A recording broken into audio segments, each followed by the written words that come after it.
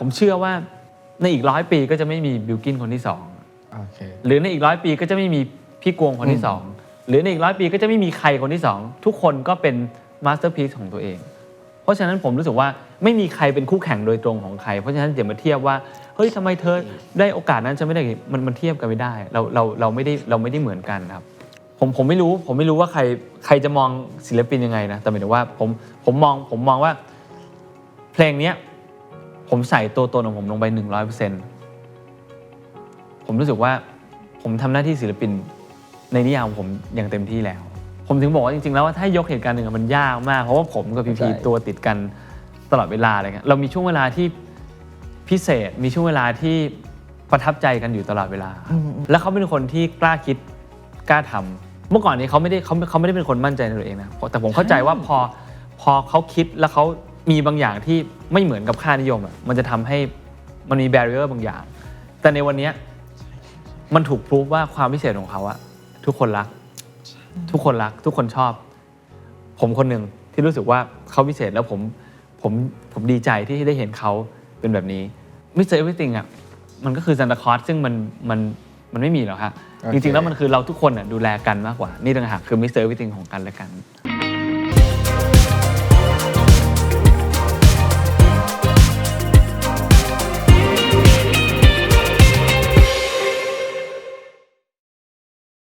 และนี่คือ On That Day เรื่องวันนั้นที่คุยกันวันนี้ของบิลกิน วุฒิพงศ์ครับ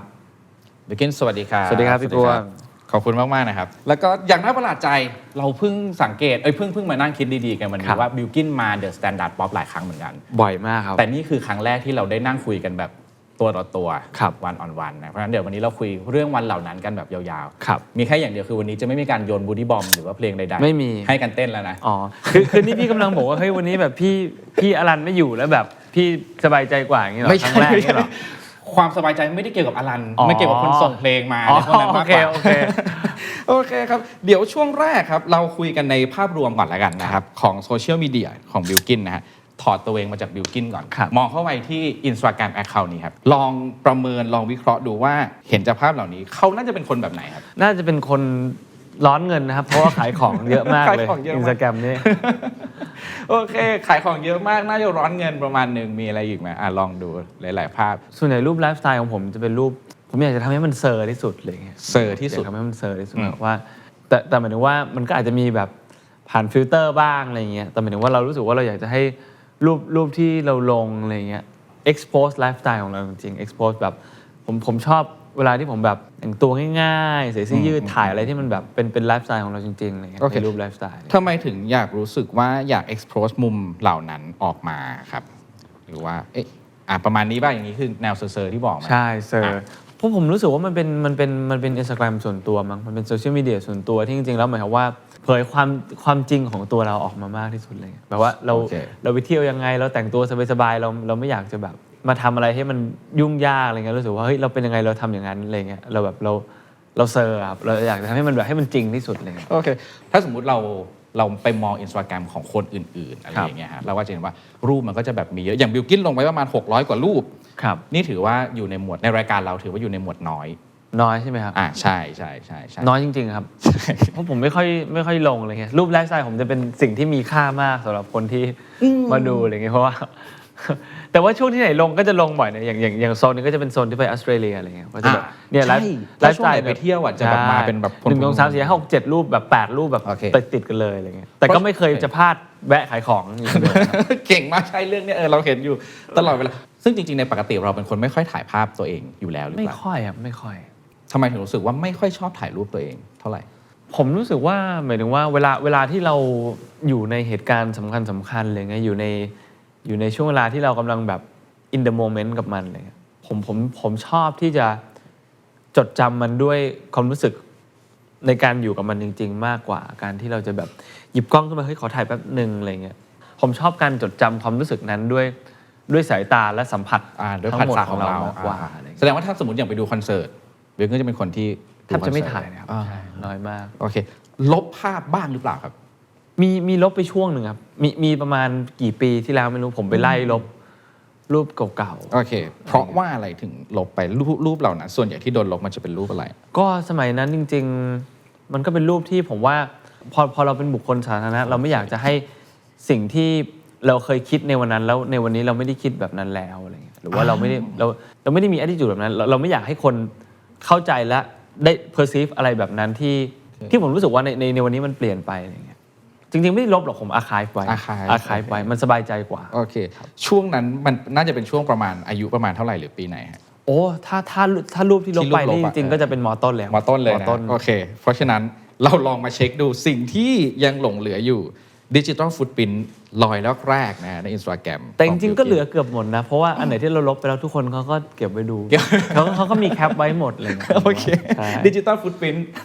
อันนี้เป็นภาพแรกจริงๆนะลงในวันที่ 28 ธันวาคม 2014 นะครับเป็นช่วงนี้นะครับตอนนี้มันก็จะประมาณเกือบ8 ปีแล้ว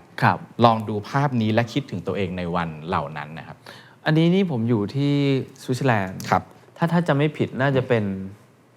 จุงฟราวมั้งครับถ้าจะไม่ผิดนะฮะจริงๆถ้าที่ผมจำได้เนี่ยมันไม่ได้เป็นรูปแรกแต่หมายถึงว่ามันเหมือนกับว่ารูปก่อนนั้นนะผมอาร์ไคฟ์หมดแล้วใช่เพราะฉะนั้นทำไมมันถึงเหลือรูปนี้เอาไว้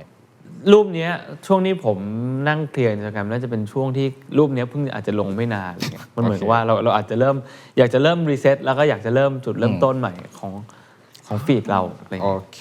ถ้างั้นเป็นเรื่องพวกความรู้สึกครับเรามักจะนึกถึงความรู้สึกแบบไหนในช่วงเวลานั้นบ้างเกือบ8 ปีหนาวครับหนาวไม่ใช่ในรูปนี้สิเอาตัวเองในอายุในช่วงใกล้ๆเวลานั้นผมก็จริงๆตอนนั้นผมอยู่ประมาณม.3 มันจะใกล้ๆกันกับภาพเหล่านี้เดี๋ยวเราลองเลื่อนไปดูนะฮะแล้วก็ลองมารีแคปกันมีความรู้สึกไหนคิดถึงเป็นพิเศษบ้างนะเราแบ่งเป็น2ช่วงเล่นกีฬาเรื่องฟุตบอลแล้วก็เรื่องในรั้วโรงเรียนอยากจะกลับไปอาร์ไคฟ์ไปไหนเพิ่มไหม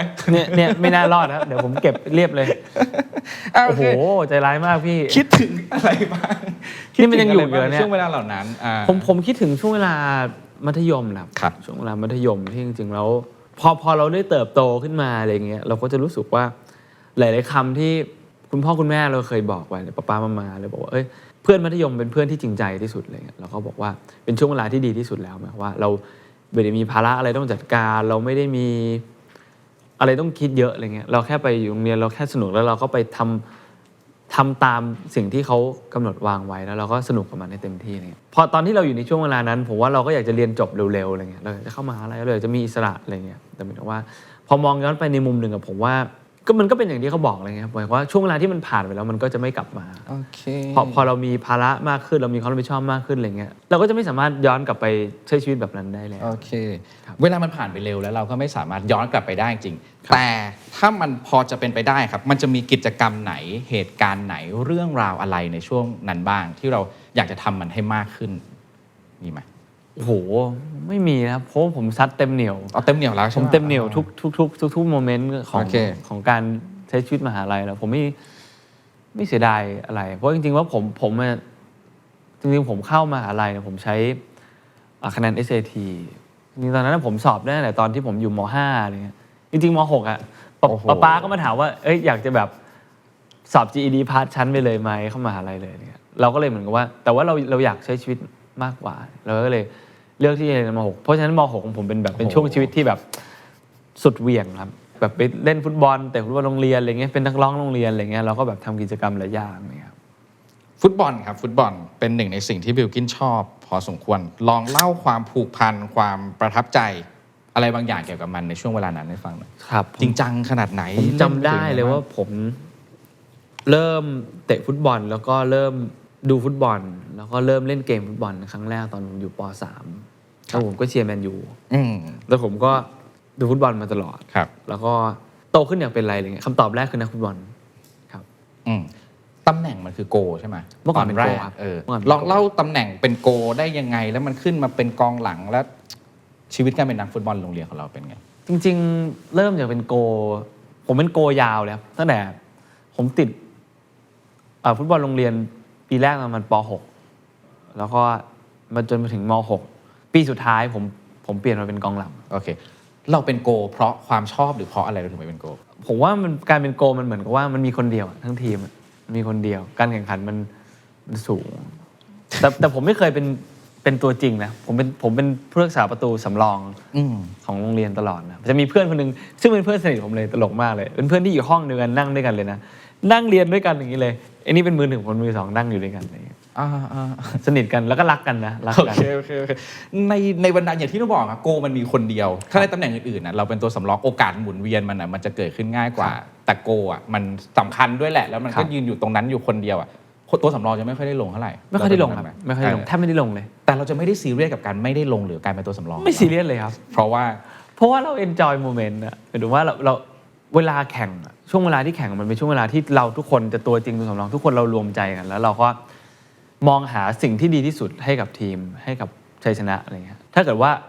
โค้ชเขาไม่ได้เลือกเราก็ต้องแฮปปี้ไปกับมันเพราะว่านั่นคือสิ่งที่ดีที่สุดสำหรับทีมอะไรเงี้ยแต่หมายถึงว่าจริงๆแล้วผมว่า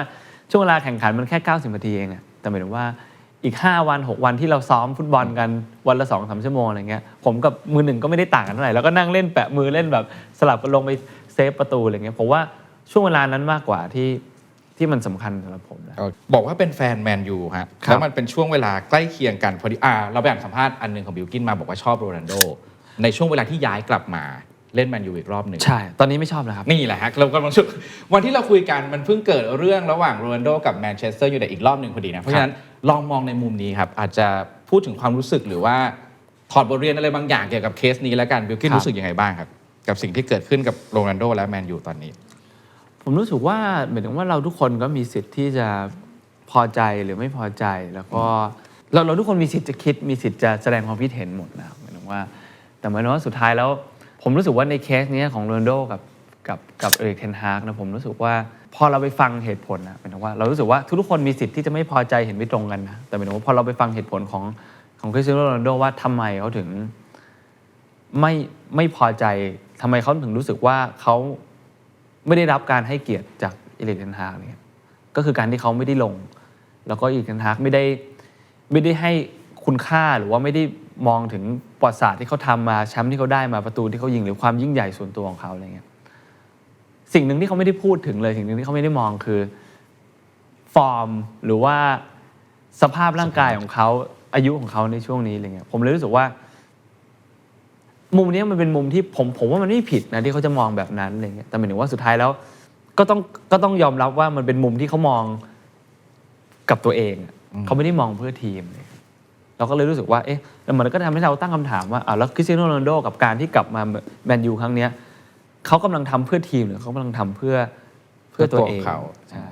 การที่เขาออกมาพูดหรือออกมาพูดอะไรต่างๆเกี่ยวกับ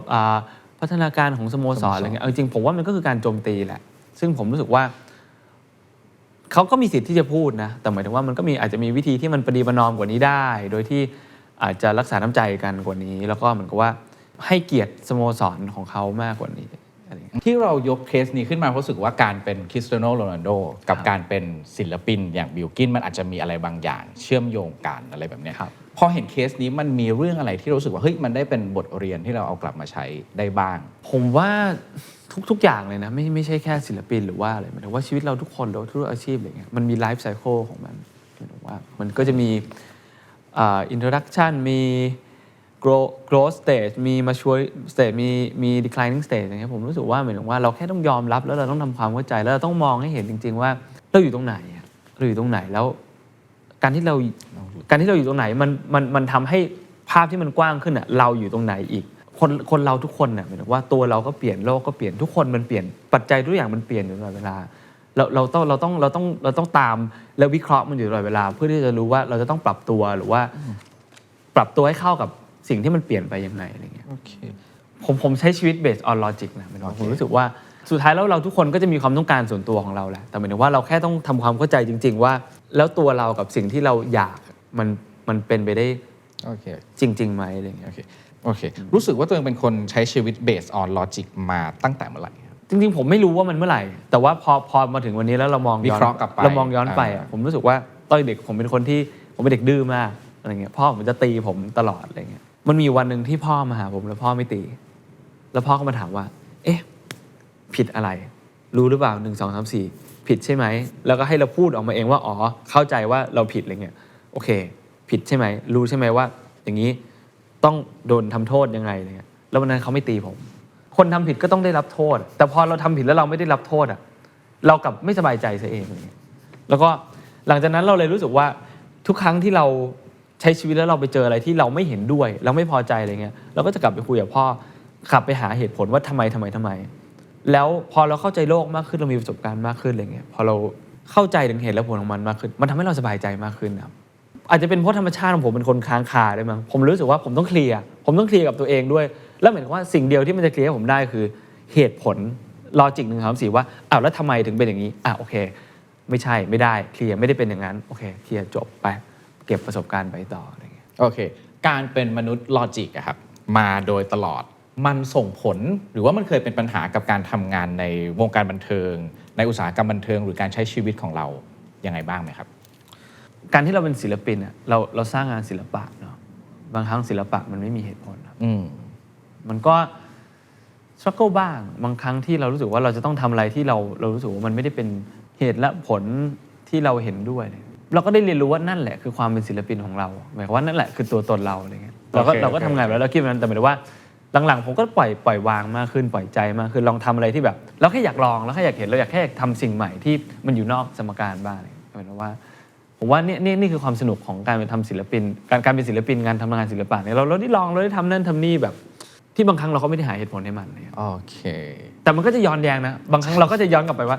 เอ๊ะทำไมอะไรเงี้ยลองนี้ครับลองรีแคปสั้นๆภาพเหล่านี้ลองดูมีเหตุการณ์ไหนที่รู้สึกว่าเฮ้ยมันประทับใจมันอยู่ในใจเราอยากขยายความเราอยากเล่าให้ฟังสั้นๆไหมก่อนไปพาต่อครับ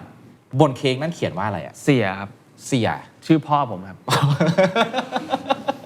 พี่เราชื่อพ่อผมทำไมไม่ใช่คือเราเห็นรูปนี้ใช่ไหมเราชอบสังเกตไอ้พวกนี้หรือว่าเนี่ยมันจะบอกตัวตนอะไรบางอย่างบนหน้าเค้กหรืออะไรนี่คือเสียคือคุณพ่อชื่อพ่อครับสวัสดีครับคุณพ่อ ผมไม่เกี่ยวนะฮะ แสดงว่านั่นก็คือในยุคนั้นอันนั้นน่าจะมีคนมาเซอร์ไพรส์วันเกิดแล้วครับว่าเซอร์ไพรส์วันเกิดด้วยคุณเสียครับพี่เราชื่อพ่อผมไม่ใช่เราอ่านตามภาพโอเคว่าถ้างั้นมีโมเมนต์อะไรอยากเล่ากับเรื่องเค้กวันเกิดหรือว่าสิ่งที่เขียนในป้ายในบนเค้กอะไรอย่างนี้บ้างไหมก็ที่ชัดเจนครับม.ปลายเรียนรอครับดูจากทรงผมอะไรเงี้ยก็เพื่อนๆอะไรเงี้ยก็เมื่อก่อนผมจะมีเพื่อนแบบแก๊งสนิท5 คนอะไรเงี้ยก็จะแฮปกันไปแฮปกันมาอย่างเงี้ยแล้วทุกคนก็จะเป็นไม่มีใครมีชื่อเลยก็ชื่อพ่อหมดบนเค้กก็จะเป็นอย่างเงี้ยเป็นอย่างนี้ครับเป็นอย่างนี้โอเคอันนั้นเป็นช่วงม.ปลายอันนึงพวกกิจกรรมนิดนึงแล้วกันครับเหมือนเราก็จะจับไมค์บ่อยเหมือนกันนะในช่วงนั้นเราทำอะไรบ้างเป็นนักร้องเราทำอะไรบ้างครับแล้วในช่วงนั้นน่ะมันมีความคิดเรื่องว่าเฮ้ยเราจะเป็นศิลปินเราจะเป็นนักร้องเราจะอยู่ในวงการบันเทิงซ่อนอยู่มากขนาดไหนไม่มีเลยครับจริงแล้วหมายถึงว่าช่วงเนี้ยผมน่าจะยังไม่ได้เข้านาดาวเลยตอนนั้นอะไรเงี้ยครับใช่เราคิดว่าน่าจะยังไม่ได้เข้านาดาวอะไรเงี้ยแต่ว่าผมก็ชอบร้องเพลงอะไรเงี้ยชอบร้องเพลงใครมีอะไรช่วยผมก็ไปอะไรเงี้ยผมรู้สึกว่ามันก็สนุกดีบางทีแบบอยู่ในห้องมันก็เบื่ออะไรเงี้ยทำอะไรมันก็มากแล้วก็ไปแล้วก็ส่วนงานแสดงเนี่ยเริ่มตอนนี้จริงๆเริ่มเสพงานแสดงเสพซีรีส์แล้วนะในช่วงนี้แล้วก็รู้สึกว่าอยากลองแต่มันยังไม่ได้มีโอกาสเข้ามามากกว่าเลยแล้วก็ขยับขึ้นมาอีกช่วงเวลาหนึ่งครับมันก็จะเป็นช่วงที่บิลกิ้นเริ่มเข้าวงการบันเทิงและนะครับลองรีแคปความรู้สึกของมันในตอนนั้นฮะสั้นๆน่าจะเคยพูดไปเยอะแล้วเวลาเราย้อนกลับไปคิดถึงขั้นแรกสเต็ปแรกในวงการบันเทิงของเราบิลกิ้นจะนึกถึงเหตุการณ์หรือความรู้สึกอะไรมากที่สุดตื่นเต้นครับตื่นเต้นทุกอย่างคือสิ่งใหม่เพราะฉะนั้นหมายความว่าทุกวันนี้ผมก็เป็นนะหมายถึงว่าทุกครั้งที่ผมได้ทำงานอะไรใหม่ๆที่เราอยากทำมากๆเนี่ยไปอัดเสียงเพลงใหม่หรือว่าถ้าวันไหนเราได้ถ่าย MV เพลงใหม่หรือว่าถ้าเราได้มีงานแสดงงานใหม่อย่างเงี้ยทุกครั้งที่ไปเวิร์กช็อปไปอ่านบทหรือไปทำอะไรผมรู้สึกว่ามันคือความตื่นเต้นอยู่เสมอเพราะว่ามันเป็นสิ่งที่เราอยากจะทำมันมากๆแล้วเรากำลังจะได้ทำมันแล้วเราก็ไม่เคยทำแล้วอยากจะทำมันไม่ไหวแล้วอะไรเงี้ยผมว่าถ้าในวันนี้ก็คงตื่นเต้นเลยโอเคมันเป็นความตื่นเต้นที่เราสนุกเราชอบเราแฮปปี้เรายังไงกับมันบ้างในช่วงเวลานั้นเวลาย้อนกลับไปคิดก็ครบนะครับครบที่พี่โกงพูดแล้วก็มีกดดันด้วยกดดันกดดันเพราะเราเป็นมนุษย์ลอจิกเราอยากทำมันให้ดีการแสดงมันเป็นอีกศาสตร์หนึ่งที่เราต้องวางลอจิกลงครับใช่เนี่ยแหละการแสดงมันเป็นอีกศาสตร์หนึ่งที่เราต้องวางลอจิกลงผมว่ามันมีความแบบย้อนแย้งกันอยู่ในชีวิตแต่พี่เคยไหมบอกว่าการที่เราต้องทำหลายอย่างมันทำให้เราต้องใช้วิธีการกระบวนการคิดหลายๆแบบเลยมากๆมีเคสที่เราไม่สามารถวางลอจิกลงได้เลยจริงๆก่อนเข้าเซตไหมมีครับมีช่วงไม่นานนี่แหละครับเพราะว่าผมว่าพอเราทำงาน business มากขึ้นเลยเราทำหลายๆอย่างที่เราทำด้วยเราทำวิทอลเราทำรีรูทเราทำแคมเมเรา รวมถึงเราทำ Building Entertainment ด้วยอะไรเงี้ยเราต้องเอาหัวมาคิด logic เกี่ยวกับ business เยอะทำ analysis เยอะอะไรเงี้ยผมว่ามันก็ทำให้การวาง logic ของเรามันยากลงเพราะว่าเราเคยชินกับมันอะไรเงี้ยอย่างล่าสุดผมมีโอกาสไปแคสงานแสดงมาหลายๆงานอะไรเงี้ยผมก็ค่อนข้างมีปัญหากับการวาง logic แล้วเอาตัวลงไปเป็นตัวละครและเชื่อและรู้สึกกับมันจริงๆอะไรเงี้ยผมเครียดมากเลยนะผมพูดจริงผมเครียดมากเลยเพราะว่ามันเหมือนเราเคยทำได้แล้ววันหนึ่งเราทำมันไม่ได้ผมก็เลยคาใจผมก็เลยไปเรียนการแสดงเพิ่ม okay. โดยที่ยังไม่ได้มีอะไรนะแบบแค่รู้สึกว่าเราไม่อยากคาใจว่าเราทำมันไม่ได้ลองย้อนกลับไปภาพคนนี้ภาพการแสดงในช่วงแรกๆเนาะเอาแค่นี้ก่อนภาพการแสดงช่วงแรกๆนึกถึงอะไรบ้างครับภาพเหล่านี้เสียงเรียกวิญญาณง่วงมากครับในวันนี้คือเป็นคิวไนท์แล้วก็ถ่ายน็อกมา6 เย็นถึง6 เช้าอะไรเงี้ยโอเคง่วงมากครับเวลาเห็นตัวเองในจอในแบบนั้นในช่วงเวลานั้นเรารู้สึกเราชอบคนนี้ไหมเราชอบนักแสดงคนนี้เรารู้สึกว่าเราก็แก่ขึ้นมาเยอะเหมือนกันนะนี่แบบหน้าเขาแบบเป๊ะมากเลยผมเริ่มจะแบบเมื่อก่อนเนี่ยชอบทำหน้าตึงในรูปบัตรย้อนกลับไปดูเดี๋ยวนี้หน้าเหี่ยวแล้วเหรอพี่ไม่ใช่หน้าตึงแบบตึงหน้าใส่กล้องดิวะรู้สึกยังไงบ้างกับผลงานแรกๆแล้วก็เก๊กไงรู้สึกยังไงกับผลงานแรกอันนี้ถ้าไม่นับพวกรายการละกันอันนี้น่าจะเป็นผลงานแรกอย่างเป็นทางการหรือเปล่านะของบิลกินใช่ไหมก็ผมว่าถ้าเราเอาบรรทัดฐานของเราในวันนี้เราไปมองเราก็คงรู้สึกว่าเราทำไม่ได้ดีแต่หมายถึงว่าถ้าเราเอาบรรทัดฐานของวันนั้นไปมองเราก็รู้สึกว่าเราเต็มที่แล้วก็เป็นประสบการณ์ผ่านไปไม่ได้อยากจะกลับไปแก้อะไรก็เป็นประสบการณ์ที่เก็บไว้นั่นเองโอเคอันนี้ก็อีกเช่นกันอันนี้ก็ออกมาหลายๆแว็บอยู่เหมือนกันอันนี้เป็นยังไงบ้างครับเรื่องนี้น้องพี่ที่รักมีอะไรเปลี่ยนแปลงบ้างไหมเวลาผ่านไป1 ปีหลังจากเรื่องแรกจริงๆเรื่องนี้ผมไปเล่นคิวเดียวเองไปรับเชิญอะไรเงี้ยตื่นเต้นมากตื่นเต้นเพราะว่าเหมือนกับว่าพี่ซันนี่อยู่ข้างหน้าพี่ย่าอยู่ข้างๆแล้วก็พุ่มกับเป็นพี่บอลวิทยาพุ่มกับแฟนฉันอะไรเงี้ยแล้วก็พี่เก้งนั่งอยู่หน้ามอด้วยวันนั้นอะไรเงี้ยกดดันมากครับกดดันมากแล้วแบบมันทำตัวไม่ถูกอะไรเงี้ยผมยืนยังไม่ตรงมาร์กเลยนะพูดตะกุกตะกักไปหมดอะไรเงี้ยเพราะว่าผมรู้สึกว่ามันคือหนัง GDS ครับตอนเด็กเราก็ดูแล้วเราก็รู้สึกว่าโอ้โหมันไกลตัวเรามากไม่เคยคิดว่าเราก็มีโอกาสได้เข้าใกล้มาเรื่อยจนมาถึงวันนี้เราก็มีโอกาสได้ไปเป็นส่วนเล็กๆส่วนหนึ่งไปถ่ายไปเป็นรับเชิญอะไรเงี้ยเราก็ตื่นเต้นมากเราก็แบบดีใจมากรวมถึงแบบโอ้โหโดนซูเปอร์สตาร์มากมายประกบล้อมรายล้อมอะไรเงี้ยแบบคนทำงานที่เราก็แอดมายแล้วก็แบบเหมือนว่ารู้จักเขามาก่อนอะไรเงี้ยโอเคตอนนั้นสถานะของบิลกินในนาดาวเป็นยังไงมีอะไรวิธีการทำงานมันเป็นยังไงบ้างอะช่วงนั้นช่วงที่ยังไม่ได้มี My Ambulance ก็จริงๆช่วงนั้นผมก็จะมีรายการบ้างอะไรเงี้ยมีรายการ Love Mission มีอะไรต่างๆมีแบบไปทำเมื่อก่อนนี้นาดาวจะมีรายการชื่อ Game of Teen อะไรเงี้ยผมก็จะมีไปถ่ายบ้างบาง EP อะไรเงี้ยแล้วก็หลังจากนั้นก็จะผมมันก็จะเป็นพาร์ทของการพัฒนาศิลปินอะไรเงี้ยเรียน actingอะไรต่างๆตอนนั้นยังไม่มีนาดาวมิวสิกนะครับมันก็ยังไม่ได้มีพาร์ทของเพลงอะไรก็เรียน acting ลองนึกถึงช่วงเวลาที่เราเป็นพาร์ทการเทรนศิลปินในช่วงเวลานั้นเรานึกถึงอะไรบ้างครับความรู้สึกในช่วงนั้นผมรู้สึกว่ามันสนุกหมายความว่าผมว่าอย่างที่บอกมันตื่นเต้นและทุกอย่างมันคือสิ่งใหม่สำหรับเราอะไรครับแล้วมันพอมันเป็นสิ่งที่เราอยากจะเป็นเลยจะทำให้ได้มันก็ยิ่งสนุกแล้วมันก็ยิ่งตื่นเต้นแล้วเราก็แบบเราอินแล้วเรามีแพชชั่นกับมันมากๆโอเคมันยิ่งสนุกและตื่นเต้นมันมีความรู้สึกแบบนี้ไหมครับอันนี้เราคุยกับศิลปินนาดาวหลายๆคนโดยเฉพาะในยุคที่บิลกินขึ้นมานาดาวมันเต็มไปด้วยแบบซูเปอร์สตาร์มันเต็มไปด้วยแบบดาวไปหมดแล้วทั้งที่เขาเป็นรุ่นเดียวกันอะไรอย่างเงี้ยมันจะมีการเห็นเพื่อนๆเติบโตได้รับผลงานนั้นผลงานนี้มากขึ้นเหมือนว่าเดินก้าวไปข้างหน้าเรามากขึ้นเรื่อยๆเห็นภาพพวกนี้แล้วเคยรู้สึกยังไงกับมันบ้างไหมครับ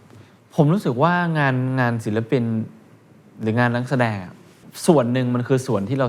ราเลือกส่วนที่เราสร้างอีกส่วนหนึ่งมันคือส่วนที่เราเป็นแล้วมันคืองานศิลปะของศิลปินอ่ะเราเกิดมาเป็นยังไงเราเกิดมามีที่จุดยังไงเรามีวิธีการทำงานยังไงเราเป็นแบบไหนอะไรเงี้ยมันไม่เหมือนกับการสร้างแบรนด์สักแบรนด์นึงเราอยากจะทำแบรนด์อีกแบรนด์นึงมาชนเราอยากจะทำแบรนด์ perception เหมือนกันหมดเลย 4P เหมือนกันหมดเลยทำแบรนดิ้งเหมือนกันหมดเลยทำแบบแม้กระทั่งทำสีด้วยกันหมดเลยแต่หมายถึงว่าผมรู้สึกว่างานศิลปินมันไม่ใช่แบบนั้นนะมันก็เหมือนการเป็นคนนะครับเราเลือกเกิดไม่ได้เราเกิดมาเราเป็นแบบเนี้ยแล้วเราอยากจะเป็นแบบเนี้ยคนสองคนเกิดมาไม่เหมือนกันอยากเป็นเหมือนกันคนนึงทำได้คนนึงอาจจะทำไม่ได้ก็ได้อะไรเงี้ยส่วนหนึ่งมันคือสิ่งที่มันมากับเราอยู่แล้วคาแรคเตอร์ตัวตนหน้าตาอะไรสิ่งที่มันเหมาะกับบทนะครับอยากได้ผู้ชายสูงเท่านี้ร่างผอมอะไรมันก็จะมี type cast ของเขาอะไรเงี้ยอันนี้คือส่วนหนึ่งอีกส่วนหนึ่งคือ สกิลของเราละหรือว่าบุคลิกของเราละผมรู้สึกว่าเราไม่ได้แข่งกับใครอ่ะหมายถึงว่าเรารู้สึกว่าการที่ใครจะเดินนำหน้าเราไปไกลอ่ะเพราะเขาก็มีงานที่มันเหมาะกับเขาอ่ะมันไม่ใช่งานของเราอ่ะหมายถึงว่าสุดท้ายเราต้องทำความเข้าใจว่ามันมีเหตุและผลของมันที่เราทำไมเราถึงไม่ได้อยู่ในงานนั้นนะมันไม่ใช่การทำแบรนด์อ่ะมันคืองานศิลปินอ่ะมันคืองานศิลปะที่สุดท้ายแล้วมันมีเหตุและผลของมันการที่เราเติบโตพร้อมกันแล้วใครจะก้าวไปทางซ้ายใครจะก้าวไปทางขวาใครจะมีโอกาสฉันอยากไปข้างหน้าเหมือนกันแต่คนนั้นทำไมได้ไปผมว่ามันเป็นแฟกเตอร์ที่เราควบคุมไม่ได้งานที่เขาสร้างขึ้นมาเขาหาคนที่เหมาะกับงานของเขาอะแล้วเราไม่เหมาะกับงานของเขาเท่านั้นเองแล้วเราจะไปโวยอะไรเราจะไปอิจฉาอะไรเพราะว่ามันไม่ใช่งานของเราอะผมทำงานศิลปินเนี่ยนะผมโฟกัสคนอื่นน้อยมากนะหมายถึงว่าผมโฟกัสคนอื่นๆที่อยู่รอบตัวผมน้อยมากแต่หมายถึงว่าจะพูดว่าไม่ได้สนใจเลยก็คงเป็นไม่ได้เพราะว่ามันก็คืออินดัสทรีที่เราอยู่นะแต่หมายถึงว่าผมเชื่อว่าในอีก100 ปีก็จะไม่มีบิลกินคนที่2 okay. หรือในอีก100 ปีก็จะไม่มีพี่กวงคนที่2หรือในอีก100 ปีก็จะไม่มีใครคนที่2ทุกคนก็เป็นมาสเตอร์พีซของตัวเองเพราะฉะนั้นผมรู้สึกว่าไม่มีใครเป็นคู่แข่งโดยตรงของใครเพราะฉะนั้นอย่ามาเทียบว่าเฮ้ยทำไมเธอได้โอกาสนั้นฉันไม่ได้มันเทียบกันไม่ได้เราไม่ได้เหมือนกันครับชอบการเปรียบเทียบว่ามันไม่ใช่การสร้างแบรนด์อ่ะมันหาจุดอะไรแบบนั้นไม่ได้ครับมันเห็นภาพชัดดีแล้วในช่วงเวลาต่อมาครับมันก็เริ่มเกิดเส้นทางที่อาจจะเริ่มมันเป็นมาสเตอร์พีซของตัวเองแบบที่เราพูดแล้วกันนะครับก็คือเป็นบิลกินพีพี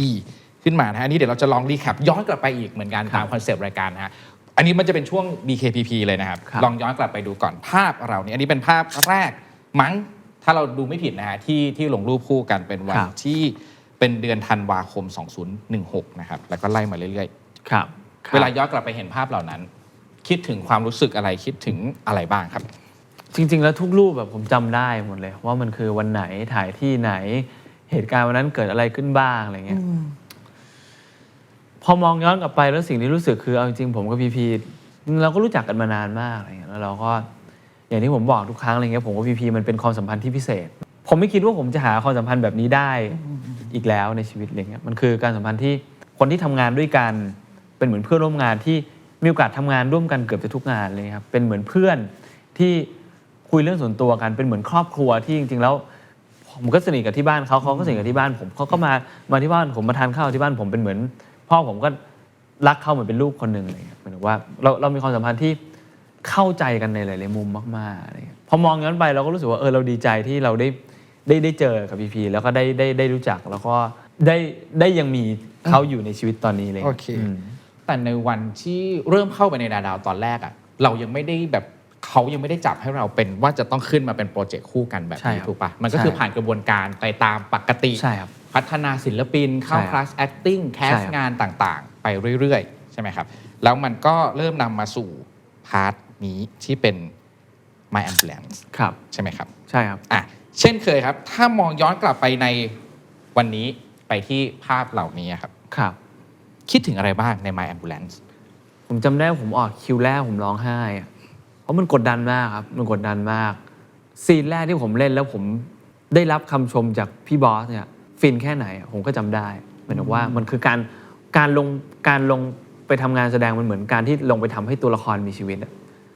มันผ่านความเศร้าผ่านความสุขผ่านอะไรผมว่า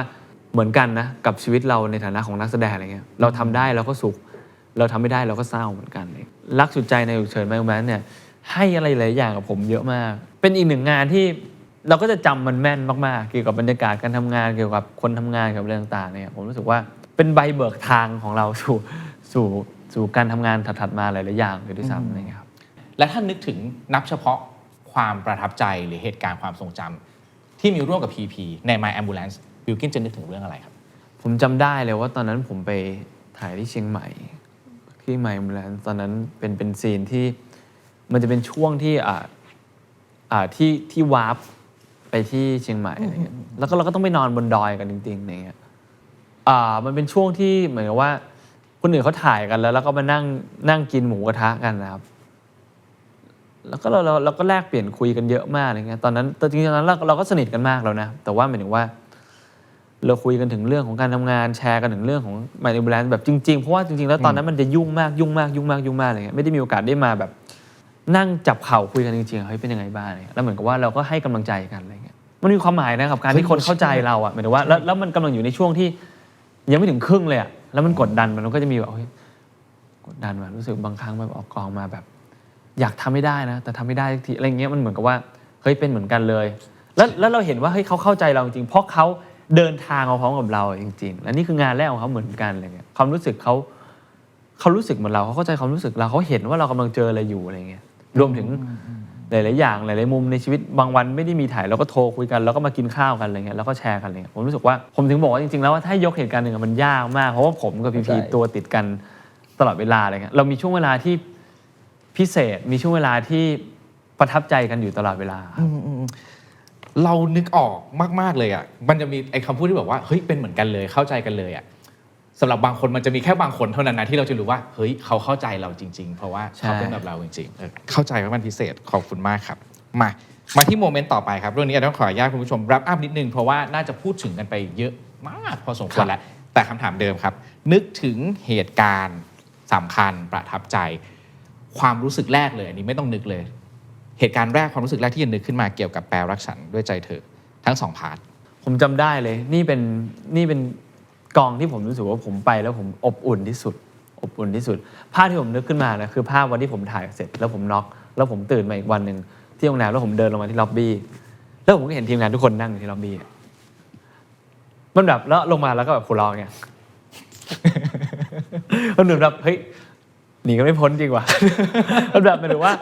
แต่มันคิดว่าลงมาจะเป็นภาพแบบเอ้ยดีใจกันแต่มันเป็นความสนุกนะพี่ก็หมายความว่าแบบทุกคนแบบคือการถ่ายไปแล้วมันเหนื่อยมากเพราะว่ามันย้ายโลเคชั่นเยอะมันร้อนแล้วมันก็มันแบบมันหนักอารมณ์มันหนักซีนมันโหดอะไรเงี้ยแล้วทุกคนก็ต้องทำงานแข่งกับเวลาทุกคนก็ทำงานหนักชุดก็เยอะไฟก็เปลี่ยนบ่อยกล้องก็ถ่ายกันแบบโอ้โหพอเราลงมาถึงปุ๊บทีมงานทุกคนทีมกล้องทีมไฟไม่ได้แยกย้ายกลับบ้านนะนั่งรถตู้อยู่ที่กันแยกกันนอนลงมากินข้าวเจอกันอีกเอาคนนี้ลงมาซักผ้าคนนี้ลงมาว่ายน้ำมันแบบแต่หมายถึงว่าสิ่งหนึ่งที่เราสัมผัสคือเราโชคดีอย่างหนึ่งคือทีมงานทีมนี้น่ารักมากมันเลยทำให้เราสบายใจกับการที่จะอยู่กับทุกๆคนจริงๆอะไรเงี้ยแล้วถ้าเป็นคำถามเดิมแต่เป็นภาพแรกที่นึกขึ้นมาแล้วมันมีเหตุการณ์นั้นมีพีอยู่นั้นจะนึกถึงเหตุการณ์ไหนครับมันคือคิวสุดท้ายครับคิวสุดท้ายของแปลรักฉันด้วยใจเธอพาร์ท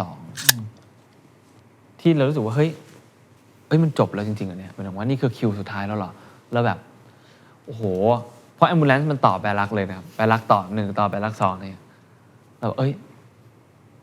แล้วเราจะได้ทำงานด้วยกันอยู่หรือเปล่าอะไรเมื่อก่อนนี้เราแพ็คคู่ครับเราทำงานที่ไหนเรามีปัญหาอะไรเราสบายใจเพราะอย่างน้อยเรามีคนร่วมทุกข์ร่วมสุขร่วมอะไรเงี้ยเราก็คงรู้ว่าอีกต่อไปเราคงทำงานด้วยกันแหละแต่หมายถึงว่าหลังจากนี้ในพาร์ทของงานคราฟต์อ่ะเราไม่รู้ว่าเราจะมีโอกาสได้กลับมาร่วมงานกับโปรเจกต์ใหญ่ๆแบบนี้ด้วยกันอีกไหมผมไม่รู้ว่าอนาคตผมจะมีโอกาสงานแสดงอื่นๆเข้ามาที่พีพีจะได้ไปกับผมด้วยหรือเปล่าหรือพีพีอาจจะมีงานแสดงที่พีพีจะได้ไปแล้วผมจะได้ไปกับเขาด้วยหรือเปล่าอะไรเงี้ยมันก็ใจหายครับเพราะว่าที่ผ่านมาเรามีกัน2คนเรามาตลอดเราเป็นแบบคู่หูคู่คิดคู่ช่วยแบบซัพพอร์ตกันมาตลอดเลยแต่วันนี้ผมก็ได้คำตอบแล้วว่าไม่ได้ห่างกันเลยครับ 2 ปีที่ผ่านมาไม่ได้มีงานครับ แต่ไม่ได้ห่างกันเลยครับพี่ เจอกันตลอดโอเคมันนำมาสู่ภาพนี้ต่อมาครับอันนี้เราแคปชั่นก็จะพูดถึงขอบคุณหลายๆอย่างนั่นแหละแต่มันมีช่วงหนึ่งครับเรายกขึ้นมาแล้วให้บิลกินช่วยขยายความหน่อย BKPP Project จะเป็นโปรเจกต์ที่พิเศษที่สุดในแบบของมันตลอดไปครับขยายความพิเศษที่สุดในแบบของมันตลอดไปให้ฟังหน่อยพิเศษที่สุดในแบบของมันผมว่าจริงๆแล้วมันคืออย่างที่ผมบอกนะว่าเราทุกคนเป็นมาสเตอร์พีซของกันและกันเช่นกันงานหนึ่งการรวมคนทุกคนที่ไม่เหมือนกันมารวมได้มาเป็นเคมีหนึ่งบวกกับงานรูปแบบงานแบบนั้นบทที่ออกมาแบบนั้นก็ทำให้มันเป็นมาสเตอร์พีซของมันเหมือนกันผมรู้สึกว่าแปลรักฉันด้วยใจเธอจะไม่เป็นแบบนี้ถ้าขาดทีมงานสักคนหนึ่งเพราะว่าถ้าเปลี่ยนทีมงานสักคนหนึ่งทัศนคติเปลี่ยนเอาคำมันก็เปลี่ยนมันกระทบหมดผมรู้สึกว่าสิ่งที่มันเป็นมาสเตอร์พีซที่มันเป็นอยู่ตอนนี้ถูกสร้างจากทุกๆคนทีมงานทุกๆคนที่เกี่ยวข้องแล้วผมรู้สึกว่ามันก็จะพิเศษแบบนี้ตลอดไปเพราะผมเชื่อว่าเอาทีมงานเดิมมาทำใหม่มันก็ไม่เหมือนเดิมแล้วแล้วหมายความว่าสุดท้ายแล้วมันอย่างที่ผมบอกว่ามันมีคุณค่าต่อความรู้สึกของทุกๆคนที่เป็นทีมงานมากๆเลยไม่ใช่แค่ผมกับพีพีทั้งทีมผู้กำกับรวมถึงทีมงานทุกคนนะเราผูกพันกันมากจริงๆผมว่าไม่รู้สิผมไม่เคยรู้สึกว่าผมทำงานไหนแล้วผมผูกพันกับทีมงานจนถึงทุกวันนี้นะไม่งั้นอะไรเงี้ย ขนาดนี้อะไรเงี้ยเหมือนว่าทุกวันนี้แบบทีมงานก็จะมีนัดกินข้าวนัดเจอกันอยู่ตลอดอะไรเงี้ย โอเค แม้กระทั่งถึงแต่ละคนก็จะแยกย้ายไปทำงานอื่นๆอะไรเงี้ยแต่เหมือนว่าทีมแปรรักจะเป็นทีมที่แบบทุกคนก็ยังแบบเจอหน้ากันแล้วก็จะเฮ้ยกอดกันเหนียวอยู่ทุกครั้งเลย อันนี้เราไม่แน่ใจลองถามดู คือพอเรามีความรู้สึกกับเรื่องใดเรื่องหนึ่งมากๆเราเชื่อแบบจริงๆว่าบิลกินแบบ appreciate กับแบบแปรรักฉัน BKPP แบบสุดๆแต่ในขณะเดียวกันครับมันเคยมีความรู้สึกแบบนี้เกิดขึ้นว่าเฮ้ยเราอินกับมันมากๆเรารักเราชอบมันมากจนสุดท้ายแล้วไอ้ความชอบความดีใจความ appreciate เหล่านี้มันไปกลายเป็นกำแพงอะไรบางอย่างให้เราไม่สามารถมีความสุข appreciate กับผลงานอื่นๆได้เท่าเมื่อก่อนอีกแล้วเพราะเมื่อก่อนมันดีเหลือเกินจริงๆแล้วเราก็คิดถึงมันอะ มันก็เป็นไปได้นะครับมันก็เป็นไปได้หมายความว่าจริงๆมันก็มีแหละหมายถึงว่ามันมีแหละบางครั้งกับการที่เราเติบโตแล้วทำงานมาแล้วเราไม่ได้รู้สึกเราไม่ได้กลับไปรู้สึกแบบนั้นอีกแล้วอะไรเงี้ยแต่หมายถึงว่าพอเราเดินมาชีวิตมาถึงตอนนี้อะไรเงี้ยถ้าให้ผมนั่งคิดนะผมก็รู้สึกว่ามันก็เหมือนกับชีวิตเด็กมัธยมมั้งที่ผมพูดไปเมื่อกี้อะไรเงี้ยบางครั้งความสุขบางอย่างมันไม่หวนคืนกลับมามันผ่านแล้วมันผ่านไปตามช่วงชีวิตตามจังหวะของชีวิตวันหนึ่งเราอาจจะได้กลับมาเจอมันอีกครั้งก็ได้แต่อีกหรือเราอาจจะไม่เจอมันอีกแล้วก็ได้แต่หมายถึงว่ามันไม่ได้แปลว่ามันไม่ได้มีความสุขแบบอื่นให้เราโหยหาอยู่มันเหมือนว่าไงอ่ะชีวิตเราไม่รู้อ่ะว่าเราจะไปเจออะไรเลยเหมือนแบบใครบอกนะForrest Gump Life is a box of chocolate อะไรเงี้ยเราไม่รู้เลยหมายถึงว่าเราไม่รู้ว่าเราจะไปไหนต่อเราไม่รู้ว่าเราจะได้กลับมาเจอความสุขที่เราเคยมีอีกไหมไม่เจอแล้วก็ได้ไปแล้วก็ได้หวนไปแล้วก็ได้แต่หมายถึงว่าแล้วเราทำไงเราทำอะไรไม่ได้เราแค่ต้องหาความสุขกับชีวิตเราต่อไปทำให้ดีที่สุดกับชีวิตที่เรากำลังไปแสดงว่าในชีวิตเราเป็นคนเชื่อในการหยิบลงไปในกล่องช็อกโกแลตเพื่อหยิบรสชาติใหม่ๆมากินไปเรื่อยๆเรื่อยๆเรื่อยๆเรื่อยๆผมเชื่อแบบนั้นนะผมเชื่อแบบนั้นและผมเชื่อว่ามันมีรสชาติไม่สิ้นสุดด้วยหมายถึงว่าเราไม่ผมว่าเราคาดอะไรไม่ได้หรอกว่าชีวิตนี้เราจะเป็นยังไงเหมือนว่าอีก2 ปีผมยังไม่รู้เลยผมจะเป็นยังไงอะไรเงี้ยใครจะไปคาดคิดว่าเราก็จะได้ไปขึ้นซัมเมอร์โซนิกใช่ผมก็ไม่เคยคาดคิดเหมือนกันใช่ผมโอเคเล่าโมเมนต์นี้ให้ฟังหน่อยครับมันเป็นยังไงบ้างอ่ะความรู้สึกมันเป็นยังไงเมื่อได้ยืนข้างบนผมว่าหมายถึงว่าผมได้ขึ้นงานเดียวกับโพสต์มาโลนอ่ะ1975มันแบบมันเกินฝันไปมากพี่หมายถึงว่าแล้วมันเร็วมันเกิดขึ้นเร็วมากมันมาเร็วมากแล้วก็เฮ้ยแล้วเราก็แบบเราดีใจหมายความว่าอันนี้ผมว่าความดีใจของผมมันอยู่ในพาร์ทศิลปินนะหมายถึงว่าเราดีใจที่เราในฐานะของศิลปินเราพอเราเริ่มจากงานแสดงแล้วเรามาทำงานศิลปินอ่ะเราสิ่งแรกเลยที่คนจะ define เราอ่ะมันคือเฮ้ยนักแสดงดาราร้องเพลงโอเคภาพของการเป็นศิลปินที่เราอยากเป็นศิลปินจริงๆอะไรเงี้ยมันผมว่ามันต้องพิสูจน์มากกว่าคนที่จะเป็นศิลปินอีกหมายถึงว่าต่อให้เราทำมาได้ดีอ่ะผมว่าเส้นมันลำบากกับการที่เราจะบอกว่าอ้าวก็ยูมี value ของการที่ยูเป็นนักแสดงอยู่แล้วนี่ยู popular อยู่แล้วนี่ยู famous อยู่แล้วนี่ยูทำเพลงไม่ดียูร้องเพลงไม่ดีเพลงยูก็ดังการที่ยูเป็นศิลปินอ่ะยูต้องแต่งเพลงเองสิการที่ยูเป็นศิลปินอ่ะยูต้อง arrange เพลงเองสิใช่ไหมหมายถึงว่าผมรู้สึกว่าคำว่าศิลปินมันถูก define หลากหลายมากอะไรเงี้ยใครที่จะมองว่าเราเป็นศิลปินในฐานะของคนทำเพลงมันก็หลากหลายมันถ้างั้นคำตอบตอนนี้เท่าที่เราพอจะหามันเจอบิลกินคิดว่าศิลปินในแบบของบิลกินคืออะไรครับศิลปินในแบบของผมคือคนที่ทำงานศิลปะทำงานศิลปะของผมคือวันนี้ผมทำเพลงแล้วผมไม่ได้แต่งผมไม่ได้แต่งเนื้อแต่งทำนองเองแต่ผมก็มีลองทำอยู่บ้างนะพยายามแบบศึกษาอยู่อะไรเงี้ยผมไม่ได้ arrange เองแต่เรื่องราวที่อยู่ในนั้นนะเป็นเรื่องราวของผมทั้งหมดอะไรเงี้ยแล้วเราอยากจะเล่าแบบไหนอ่ะหมายถึงว่านั่นคือสิ่งที่เป็นหน้าที่ของเราแล้วเราควบคุมทุกอย่างให้เป็นอย่างที่เราอยากจะให้มันเป็นแล้วก็เราลงไปร้องเล่าเรื่องเราผ่านวิธีการของเราอะไรเงี้ยผมไม่รู้ว่าใครจะมองศิลปินยังไงนะแต่หมายถึงว่าผมมองว่าเพลงนี้ผมใส่ตัวตนของผมลงไป 100% ผมรู้สึกว่าผมทำหน้าที่ศิลปินในนิยามผมอย่างเต็มที่แล้วถ้าเป็นแบบนี้พอเรารู้สึกว่าเราได้พรูฟอะไรบางอย่างในการเป็นศิลปินแล้วครับมันจะหมายความว่าเราจะรู้สึกว่าเราเป็นศิลปินไปตลอดไปไหมนะหรือที่ถามเพราะอย่างนี้เพราะว่าหมายความว่าถ้าเราทำผลงานใหม่ บิลกิ้นจะรู้สึกว่าเราจะต้องพิสูจน์ตัวเองอีกในทุกๆครั้งหรือเปล่าว่าเราจะต้องเป็นศิลปินแล้วก็ทำทุกอย่างด้วยตัวเองเล่าเรื่องที่มันมาจากเราควบคุมมันเป็นแบบไหนนะผมว่าพอเดินทางมาถึงจุดหนึ่งอย่างเงี้ยการตั้งต้นการทำงานว่าเราจะพิสูจการเป็นศิลปินอ่ะไม่ตอบโจทย์การเป็นศิลปินโอเคเพราะว่า objective มันไม่ใช่วิธีการทำมันไม่ใช่การเอาตัวเราลงไปเป็นคนที่เล่าเรื่องหรือว่าเป็นเรื่องราวของเราแล้วเรากำลังทำเพื่อมี hidden agenda บางอย่างเราทำงานในแบบของเราในแบบที่เราเชื่อแล้วเราทำงานคุณภาพออกไปแล้วผมรู้สึกว่าผมไม่จำเป็นต้องพิสูจน์อะไรผมให้งานของผมมันพิสูจน์ถ้าวันหนึ่งอีก10 ปีผมทำไปอาจจะมีคนที่ก็ยังมองว่าผมไม่ใช่ศิลปินผมว่ามันก็มีแต่หมายถึงว่าผมไม่รู้ว่าผมไม่รู้สึกว่าในวันนี้ผมอยากจะพิสูจน์อะไรแล้วอะผมไม่อยากจะพิสูจน์อะไรผมแค่อยากมีความสุขกับการทำงานของผมแล้วก็ทำงานในแบบที่ผมอยากจะทำโอเคเพราะฉะนั้นมันก็จะนำมาสู่พาร์ทนี้เลยครับ Bilkin Entertainment ครับเราไม่ต้องการพิสูจน์ตัวเองครับเราทำมันไปเพื่อสิ่งใดทั้งปัจจุบันและอนาคตของเรานะผมจะพูดอยู่เสมอว่างานในวงการเนี่ยจริงๆแล้วเป็นงานที่ความแน่นอนน้อยมากหมายถึงว่าแบบ we never know แบบว่าเราไม่มีทางรู้เลยว่าเราทำอะไรไปแล้วคนจะชอบคนจะไม่ชอบเราจะไม่มีทางรู้เลยว่าวันหนึ่งจะมีงานแสดงดีๆเข้ามาหาเราไหมเราไม่มีทางรู้เลยว่างานแสดงนี้จะดังหรือเปล่าเรา rely on factor ภายนอกเยอะมากแต่สำหรับผมรู้สึกว่าด้วยการคิดด้วยมนุษย์ลอจิกเลยนะถ้าผมเป็นมนุษย์ลอจิกนะผมจะไม่ทำอินดัสทรีนี้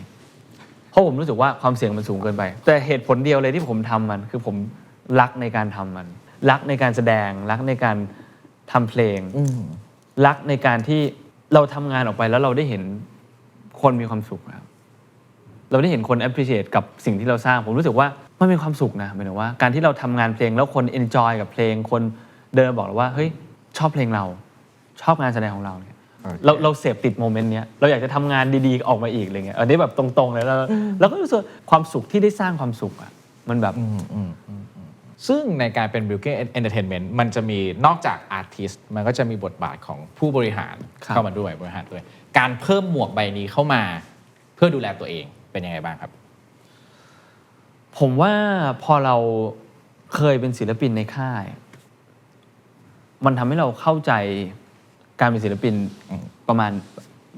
ในพาร์ทหนึ่งนะเข้าใจความรู้สึกของศิลปินแต่ในอีกพาร์ทหนึ่งอะผมรู้สึกว่าก็อาจจะเป็นโชคดีของผมที่เรามีโอกาสได้เรียน business มาเราก็จะรู้เรื่องงบหรือว่าเรื่องอะไรต่างๆเรื่องการ break even หรือว่าการทำ margin อะไรอย่างเงี้ยว่าเราควรจะมีอะไรเท่าไหร่เรื่องภาษีอะไรเงี้ยแล้วมันเลยทำให้เราเข้าใจทั้งสองมุมในการทำงานเนาะผมไม่ใช่ศิลปินที่ทำอะไรตามใจจนไม่ดูความเป็นจริงแต่ผมไม่ใช่ผู้บริหารที่กำไรเป็นสิ่งที่สำคัญที่สุดสุดท้ายแล้วผมรู้สึกว่าผมทำงานที่ผมในฐานะศิลปินผมมีความสุขที่สุดแล้วมันเป็นไปได้แต่ถ้ามันขาดทุนมันก็เป็นไปไม่ได้ใช่ไหมแต่หมายถึงว่าแต่บางครั้งมันก็มีขาดทุนบ้างแหละแต่หมายถึงว่าบางครั้งเราแต่ผมว่าพูดตรงๆนะหมายถึงว่าบางงานเราทำไปจ่ายเงินไปลงทุนไปนะไม่คิดถึงรีเทิร์นเลยนะบางครั้งเราในฐานะศิลปินเราอยากจะทำสิ่งนี้บ้างเลยจะลองทำสิ่งนี้ว่าเลยจะแบบมันเป็นความสุขแล้วผมว่าหมายความว่าผมเลยบอกว่าผมทำงานศิลปินโดยที่เป็นไปได้จริงโอเคลองแบ่งภาพอย่างนี้ดูตามมือนะอันนี้คือในห้างพุทธิพงศ์ครับในห้างเลยเหรอในห้างเลยศิลปินบิลกินครับสองคนนี้เวลาเขาคุยงานกันเวลาเขาดีลงานกันเขาเห็นด้วยกันขนาดไหนเขาไม่เห็นด้วยกันขนาดไหนยังไงบ้างผมว่าเขาเอมพัตตี้กันมันได้เหรอได้หมายถึงว่าอย่างเช่นสมมุติว่าเราอยากจะทำ MV แพงแล้วเราก็มาดั้งดูเพลงว่าเพลงนี้เรามองฟังก์ชันของเพลงอันนี้ใครอยากทำเพลงบิลกินอยากทำเพลงศิลปินอยากทำเพลงสมมติอยากจะทำเพลงนี้เลยทำ MV แพงๆเลยอยากจะได้โปรดักชันเราอยากจะได้ภาพแบบนี้ในงานของเราอยากจะได้เพลงแบบนี้บิลกินในฐานะของในห้างโอ้โห MV ขนาดนี้ใช้เงินขนาดนี้ย่อยยับแน่นอนล้มละลายแน่นอนทำงานกันแบบนี้อะไรเงี้ยโอเคก็ต้องบาลานซ์กันลงมาไหมผมโชคดีที่ผมมีพี่เบลคอยช่วยแล้วเขาก็เป็นคนที่มี attitude การทำงานคล้ายๆผมอะไรเงี้ยหมายถึงว่าเวลาเราทำงาน หมวกศิลปินมันจะใหญ่กว่า มันจะใหญ่ มันจะใหญ่กว่า มันจะทำงานเอาสะใจอะไรเงี้ยหมายถึงว่าแบบเพิ่มเครื่องเป่าไหมเพิ่มเครื่องสายไหมเพิ่มอัดสดไหมอัดถ้ายังไหวก็ไป ผมถึงบอกว่าผมอะคุณภาพของผมอะสำคัญที่สุด แล้วก็เป็นงานที่ศิลปินที่ผมอยากทำแต่ว่าอย่างที่บอกมันต้องเป็นไปได้จริงนะ มันต้องเป็นไปได้จริง มันต้องแบบอะไรอย่างเงี้ยผมเลยรู้สึกว่า ถ้าผมเป็นในห้างผมจะเป็นในห้างที่ตามใจ มีหน้าที่อย่างเดียวคืออย่าให้บริษัทเจ๊งนะ โอเคมองในแง่ของผู้บริหารค่ายครับมองศิลปินที่ชื่อบิลกินว่าเป็นยังไงเขาน่าสนใจยังไงอะไรทำให้รู้สึกว่าเราควรจะลงทุนในตัวศิลปินคนนี้ โอ้ยพูดงี้เหมือนพูดอวยตัวเองเลยอะ ไม่ใช่สินี่เราให้ในห้างพุทธิพงศ์เป็นคนพูด ผมว่าเขาเป็นคนจริงใจเขาเป็นคนจริงใจหมายถึงว่าเขาเป็นคนจริงใจกับงานของเขา แล้วเขาเป็นคนชัดเจนกับงานของเขาว่าเป็นยังไง แล้วเขาอยากเป็นอะไร แล้วเขาอยากจะทำงานแบบไหน แล้วศิลปินบิลกินก็ดันไม่คิดอะไรที่เป็นไปไม่ได้จริงเพราะว่าศิลปินบิลกินเข้าใจถึงหลักความเป็นจริงด้วย เพราะศิลปินบิลกิน ก็คือใน เรียนบริ ห้า หาง รมา ใช่ก็คือในห้าง อะไรอย่างนี้ โอเคก็คือจริงใจแล้วก็เข้าใจความเป็นไปได้ เข้าใจความจริงพอสมควร พอสมควรแล้วกัน ใช่ครับ เราจะไม่พูดว่าเราเข้าใจความจริงทั้งหมดเพราะว่าความจริงมันไม่มีความจริง โอเค แล้วความจริงเราไม่เหมือนกัน โอเค ความสุขล่ะ ความภูมิใจหรือรีเทิร์นอื่น ๆ ที่มันไม่ใช่ตัวเงิน โอ้โห มี มี อะไร ความสุข บ้างครับ มากมีความสุขมากครับหมายถึงว่าการที่เรามาทำลงทุนเองทำเพลงตัวเองอะไรเงี้ยสิ่งหนึ่งที่เราได้แน่นอนคืออิสระ การที่เราเป็นทั้งนายห้างและเป็นทั้งศิลปินเราเอมพัตตี้กัน 100%มันจะไม่มีคำว่าดิเรกชันนี้ไม่ตรงกับผู้ลงทุน เพราะว่าเราคือคนเดียวกันเราเข้าใจกัน แล้วเราเห็นภาพชัดเจนบางครั้งเราอธิบายให้ตายเขาก็ไม่ได้เห็นภาพอะไรอย่างเงี้ยบางครั้งมันเป็นความรู้สึกลึกๆที่พูดออกมาไม่ได้ โอเค อธิบายมาไม่ได้แต่หมายถึงว่าพอเราลงทุนเองผมว่าอิสระ 100% รู้สึกว่าอันนี้น่าสนใจตรงที่มันคล้ายๆการลงทุนในหุ้นจริง ๆ เหมือนกันนะที่ว่ามันจะมีหุ้นบางตัวของบางบริษัทที่เราซื้อ เพราะว่าผลประกอบการจะไม่ดีแต่เราซื้อในอุดมการณ์ของเขาเราซื้อในแบรนด์อะไรบางอย่างของเขาแต่ถ้าเป็นแบบนั้นเราจะไม่ได้คาดหวังอะไรกับมันมากแล้วเพราะเขาก็จะเป็นแบบเนี้ยแบบที่เราเคยชอบเขาไปตลอดเช่นเดียวกันนะฮะในห้างครับ ครับ ลองดูคนนี้ให้หน่อยครับศิลปินอีกคนนึง ครับ คนนี้มองในมุมในห้างคนนี้เป็นศิลปินแบบไหนครับ สำหรับผม PP เป็นคนที่ยูนิคผมอาจจะบอกว่าทุกคนเป็นมาสเตอร์พีซของตัวเองนะแต่หมายถึงว่า PP เป็นมาสเตอร์พีซที่มีคนคล้ายน้อยแล้วกันยูนิคมาก และเป็นยูนิคที่มีเสน่ห์มีเสน่ห์แล้วก็สำหรับผมว่า PP พิเศษ ตัวตนของเขาว่าพิเศษ attitude ของเขาก็พิเศษแล้วหมายความว่านอกจากตัวตนและ attitude คุณภาพของเขาสกิลของเขาก็ดันดีมากๆด้วยมันเลยทำให้ทุกอย่างมันส่งเสริมกันแล้วผมรู้สึกว่า PP เป็นคนที่เขาเป็นคนที่ดีและมีคุณภาพแต่ไม่ได้แปลว่าคนอื่นดีและมีคุณภาพนะแต่ดีและมีคุณภาพเหมือนเขาอะน้อยโอเคนี่เหมือนตอนนี้เขาก็เพิ่งย้ายเข้าค่ายใหม่เหมือนกันนี่เราจะไปชวนเขามาอยู่ในค่ายลงทุนให้เขาไหมอ๋อจริงๆค่ายเขาก็เป็นธุรกิจครัวเรือนนี่แหละครับ คืออาร์ต แย่งมา เวิ ไม่ ร์ก ได้อะคนนี้แย่งมาอยู่ในค่ายเราไม่ได้อะ อย่าเลยครับ จริงๆอ่ะมีออปชันนี้เหมือนกันนะตอนแรกที่เราจะอยู่ค่ายเดียวกันเลยแต่คิดไปคิดมาพอจดบริษัทแล้วอยู่หลายคนอะไรเงี้ยเรารู้สึกว่าเรากลัวว่าเราจะไปติดปัญหาหมายถึงว่าแต่ว่าเราคุยเรื่องนี้เราเข้าใจกันนะเรากลัวเราจะติดปัญหาเรื่องอิสระภาพเหมือนกันว่าสมมุติว่าลงขันกันในฐานะผู้ลงทุนต้องทำ MV เท่านี้คนหนึ่งรู้สึกว่าโอ้โหทำไมทำเยอะจังเพลงนี้ไม่ใช่เพลงฉันนี่มันแบบอันนี้แบบมันไม่ได้เกิดขึ้นนะแต่หมายถึงว่าสมมุติว่ามันอาจจะเกิดขึ้นอะไรเงี้ยในการทำงานศิลปินเราไม่อยากให้อะไรมาเป็นลิมิเตชันของกันและกันอะไรเงี้ยผมไม่อยากจะไปขัดเขาแต่หมายถึงว่าแต่ถ้าหมายถึงว่าผมต้องลงทุนกับสิ่งนั้นด้วยแล้วผมไม่เห็นด้วยผมก็ต้องพูดแต่ผมรู้สึกว่าผมไม่อยากจะไปขัดอิสรภาพเขาเช่นกันเขาก็ไม่อยากมาขัดอิสรภาพผมสุดท้ายเราเลยทำบริษัทคนละบริษัทกันที่ใช้ทีมงานเดียวกัน ต่างกันแค่ผู้บริหารในห้างแต่ให้ตายห้าง ต่างกันแค่ผู้ถือหุ้นครับโอเค ต่างกันแค่ผู้ถือหุ้นอันนี้เราขอนิดเดียวคือถ้าเมื่อกี้มันจะมีหลายๆนิสัยของ PP ครับมีเสน่ห์มีความพิเศษมีความยูนิคถ้าเราขออนุญาตให้บิลกินลองเลือกมาสักหนึ่งอย่างที่รู้สึกว่าสิ่งเนี้ยมันมีแค่เขาคนเดียวจริงๆเทสแล้วกันเทสนี่เป็นคำที่กว้างมากนะแต่หมายถึงว่าผมให้ไปแตกเอาเองแล้วกันนะว่าหมายถึงว่าอะไร รสนิยมของเขาในทั้งหมดอะไรเงี้ยสิ่งที่เขาเลือกที่จะชอบสิ่งที่เขาเลือกที่จะเป็นสิ่งที่เขาเลือกที่จะทำแฟชั่นในทัศนคติของเขาอะไรเงี้ยรสนิยมเพลงด้วยเทสที่คือทุกๆอย่างนะสิ่งที่เขาเลือกที่จะกินสิ่งที่เขาจะใช้ชีวิตแบบไหนอะไรเงี้ยผมว่ามันยูนิค โอเคแล้วเขาเป็นคนที่กล้าคิดกล้าทำเมื่อก่อนนี้เขาไม่ได้เป็นคนมั่นใจในตัวเองนะแต่ผมเข้าใจว่าพอเขาคิดแล้วเขามีบางอย่างที่ไม่เหมือนกับค่านิยมอ่ะมันจะทำให้มันมีแบเรียร์บางอย่าง แต่ในวันนี้มันถูกพรูฟว่าความพิเศษของเขาอะทุกคนรักทุกคนชอบ ผมคนหนึ่งที่รู้สึกว่าเขาพิเศษแล้วผมดีใจที่ได้เห็นเขาเป็นแบบนี้พอมันยิ่งพิเศษแล้วมันยิ่งมีคนรักคนชอบยิ่งประสบความสำเร็จเขาก็ยิ่งมั่นใจ แล้วผมว่ามันก็ยิ่งดีแล้วมันเลยทำให้ความพิเศษของเขาค่อยๆได้ออกมาทีละมุมให้คนได้เห็นมุมอื่นๆมุมนั้นมุมนี้ที่มันก็พิเศษมากไปกว่านั้นอีกอะไรอย่างเงี้ย อันเนี้ยครับเราก็น่าจะเป็นคนหนึ่งที่เห็นนะเพราะว่าเราก็สัมภาษณ์พีบิวกินมาตั้งแต่ช่วงแรกๆเห็นเรื่องความไม่มั่นใจตั้งแต่วันแรกๆที่มาค่อยๆพัฒนาขึ้นเรื่อยๆเราสัมภาษณ์พี่เบลไปพี่เบลพูดเรื่องเดียวกันว่าคนนี้รอแค่วันหนึ่งที่เขาจะแสดงสิ่งที่มีอยู่ข้างในออกมาเท่านั้นเองแล้ววันนี้ก็อย่างที่บิวกินบอกว่าเขาแสดงออกมาแล้วเราไม่แน่ใจว่ามันมีโมเมนต์ที่บิวกินได้เห็นช่วงเวลาที่เขาปลดล็อกตัวเองหรือว่าสุดท้ายแล้วเขาพอที่จะมั่นใจในการเอ็กซ์เพรสสิ่งเหล่านั้นออกมาไหมมันคือช่วงเวลาไหนมันเป็นยังไงแล้วเมื่อเขาทำแล้วมันดีขนาดไหนครับผมว่ามันค่อยๆมามันไม่ได้มาแบบสมมุติว่าเวลาที่ทุกคนชมเขาอะเขาจะชอบถามว่าจริงเหรอดีจริงเหรอเขาก็จะไปถามคนอื่นว่ามันเป็นยังไงเหมือนกับว่าเขาก็จะรีเช็คหลายๆมุมอะไรเงี้ยเพราะเขารู้สึกว่าเขาไม่มั่นใจกับเรื่องที่เขาไม่มั่นใจนะตอนนี้ก็ยังเป็นกับบางเรื่องนะแต่หมายถึงว่าผมว่ากับทุกๆเรื่องแหละการร้องเพลงการแต่งตัวการทำงานวิธีการพูดอะไรเงี้ยพอเขาได้เรียนรู้ได้ลองทำแล้วเขาได้เห็น consequence ของสิ่งที่เขาทำได้เห็น feedback ของสิ่งที่เขาทำอะไรเงี้ยผมว่าเขาก็จะเริ่มรู้แล้วว่าเขาชอบหรือเขาไม่ชอบสิ่งที่เขาได้หลังจากที่เขาทำถ้าเขาชอบผมว่าเขาก็จะยิ่งมั่นใจพอมันเริ่มเกิดรูทีนทำแบบนี้1 ไป 2 1 ไป 2 1 ไป 2กลับมาเรื่องลอจิกแล้วนะ1 ไป 2 1 ไป 2 1 ไป 2สมมติสร้างสมการได้เขาก็จะทำ1อย่างมั่นใจเพราะเขารู้ว่ามันไป2แน่ๆโอเคมาที่อันนี้ครับ Mr. Everything ครับโอ้นี่เป็นรายการที่แบบให้ทรัพยากรมากก่อนที่จะได้ขายของมา นี่เป็นเวลาของผมแล้วใช่ไหมใช่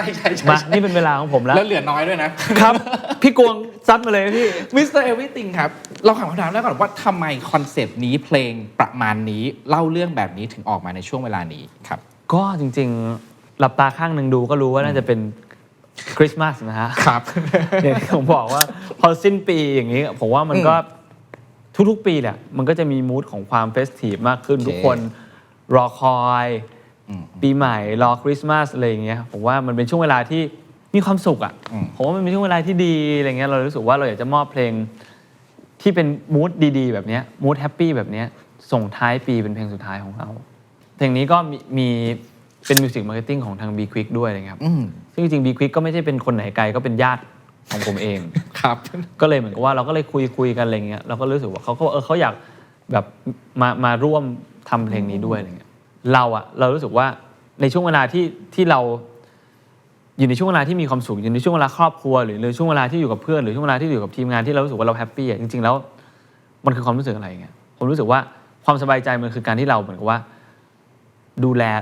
ความรู้สึกกันดูแลทุกๆอย่างกันเราคิดถึงกันเราแคร์กันอะไรเงี้ยเหมือนกันวิวควิกเขาก็รู้สึกว่าในมุมของเขาก็ดูแลลูกค้าของเขาดูแลรถทุกคันเหมือนกับเป็นคนในครอบครัวเหมือนกันคำว่า Mr. Everything เนี่ยเป็นทางพี่แทนลิปตาคิดมาครับผมซึ่งเหมือนกับว่า Mr. Everything คือฉันจะทำทุกอย่างให้เธอฉันจะดูแลเธอทุกอย่างไม่ว่าเธอจะคิดอะไรทุกอย่างเธอบอกฉันจะทำให้ฉันจะจัดการให้อะไรเงี้ยเราก็เลยเหมือนกับว่าได้ออกมาเป็นคอนเซปต์ของ Mr. Everything ที่เหมือนกับว่าเป็นซานตาคลอสที่ใน MV ก็จะเห็นว่าไปแจกของขวัญไปเปลี่ยนหลอดไฟให้ไปซ่อมรถให้ไปช่วยแก้ปัญหาในชีวิตให้ไปให้อาหารน้องหมาอะไรเงี้ย Mr. Everything อ่ะมันก็คือซานตาคลอสซึ่งมันไม่มีหรอกฮะจริงๆแล้วมันคือเราทุกคนดูแลกันมากกว่านี่ต่างหากคือ Mr. Everything ของกันและกันโอเคเมื่อเพลงออกมาแล้วรู้สึกยังไงบ้างกับเพลงนี้ของศิลปินที่ชื่อบิลกินครับโอเคไหมดีไหมเพลงนี้ผมชอบมากอยู่แล้วเพราะว่าหมายถึงว่าผมชอบเพลงคริสต์มาสอยู่แล้วนะหมายถึงว่าเพลงคริสต์มาสไม่ใช่เพลงแบบ Merry Christmas อย่างเดียวนะหมายถึงว่าเพลงที่เป็นเพลงธีมคริสต์มาสผมว่ามันเป็นเพลงที่มันแฮปปี้มันมีความสุขเราแบบฟังแล้วเราก็ต้องโยกก็ต้องยิ้มไปด้วยอะไรเงี้ยรวมถึงผมว่าเพลงพวกนี้มันเป็นเพลงยุคเก่ามันเป็นเพลงที่มันแบบ เราได้ยินเสียงเครื่องเป่าเสียงอะไรซึ่งมันเป็นแนวเพลงที่เราชอบอยู่แล้วอะไรเงี้ยแต่ว่าสำหรับเพลงนี้มันก็มีเอลิเมนต์นั้นแต่ว่าเราก็ทำให้มันเดินขึ้นในบางส่วนอะไรเงี้ยโอเค